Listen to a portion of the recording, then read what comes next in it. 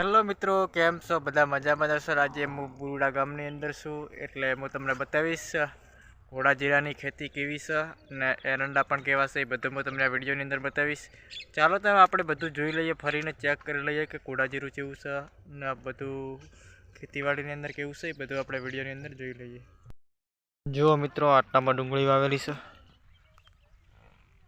ડુંગળી વાવેલી છે. હમણાં જ પાણી ચાલુ કર્યું હતું રસકાની અંદર, એટલે આ પાણી છે આવેલું. આ બાજુથી પાણી આવે છે. આ રચકો ને આ બાજુ ઘોડા જીરું, બે બાજુ ઘોડા જીરું છે.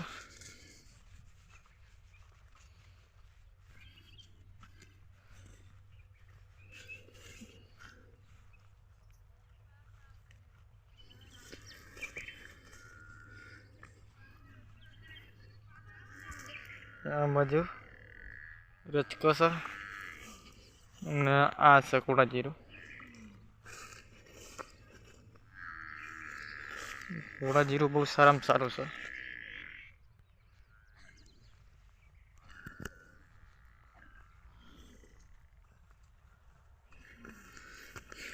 એરંડા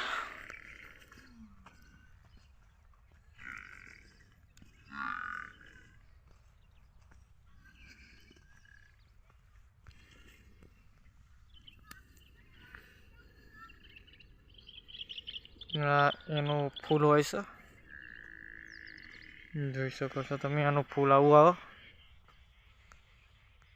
આની અંદર મહેનત એટલી બધી હોતી નથી. જો મિત્રો, આને કહેવાય ઈસાબગુલ. આને વાવવા માટે પહેલી તો જમીન એવી હોવી જોઈએ કે પોચી ને પથ્થરવાળી જમીન હોવી જોઈએ, એટલે આમ કાળતેલ જમીન હોવી જોઈએ. ને આને 4 કે 5 પોણી જોઈએ, 5 કે 6 પોણી. એટલે નાનું હોય એટલે ત્યાં કડી આને એકદમ નેદીને ચોખ્ખું કરવું પડે. ને એને આવી રીતે ઈસાબગુલ એટલે જે હાયરાઈ દવામાં વપરાય છે. એટલે આનો ભાવ મિનિમમ 4 થી 3 હજાર રૂપિયા ભાવ હોય છે. એટલે આનો ભાવ પણ સારો હોય છે.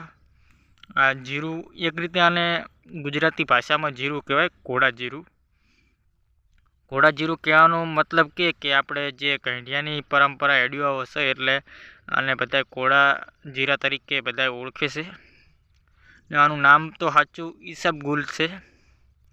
એટલે ઈસાબગુલ કહેવાનો મતલબ એ કે આનો જે મિનિમ જીરું કહેવાય. આમાં ખડબડ જે પણ હોય એ નેદીને એકદમ ચોખ્ખું કરવું પડે.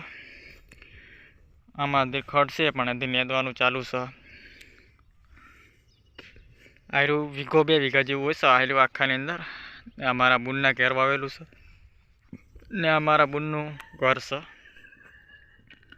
આયરું મારા બુનનું ઘર, પેલો એમના ભાઈનું ઘર છે. એટલે એમના જેઠ છે એમના ઘરનું, ને એમના ઓલા દિયોરનું ઘર છે. ને આ છે એરંડા. એરંડા પણ એમણે વાવ્યા છે. આ રચકો વાવેલો છે એમને. એટલે આ ઈસાબગુલનો ભાવ પણ સારો હોય છે ને આનો દાણો પણ એકદમ ઝાણો હોય છે. એટલે આપણે અસળીઓ આવે ને એ ટાઈપ હોય છે. એક રીતે અસળિયા ટાઈપ જ હોય છે આયરું ઘોડા જીરું.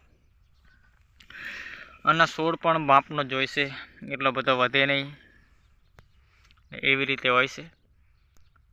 અને ફૂલ પણ સારા આવે. એટલે આયરું એક રીતે કોઈ પણ પેટમાં દુખતું હોય કે એવું પણ થતું હોય, એટલે આનું થોડુંક નાખીને પછી આપણે અંદર દહીં ને 2 ભેગું મિક્સમાં પીધું હોય તો પણ પેટમાં દુખતું બંધ થઈ જાય. એટલે એવી રીતે આ બધી રીતે દવામાં વપરાય છે. આ દવાની અંદર આ જીરું બહુ જાય છે, એટલે આ જીરું વાવ્યું છે. એટલે કાદા જીરું પણ વાવેલું છે, એ બીજા ખેતરની અંદર વાવેલું છે. એક ખેતરની અંદર આંટો મારો, 4-5 પોણી વાળો એટલે પાકી જાય કમ્પ્લીટ. અંદર જોઈ શકો છો, ઓલું દેખાડ્યું મારા બુનનું ઘર છે. ને આવા બધા ફૂલ આવે અંદર, ને આમાં બધા જે પણ દાણા હોય એ આપણે આની અંદર જ હોય. વિડીયો ગમ્યો હોય તો લાઈક, શેર અને સબસ્ક્રાઈબ કરવાનું ના ભૂલતા. જય માતાજી મિત્ર.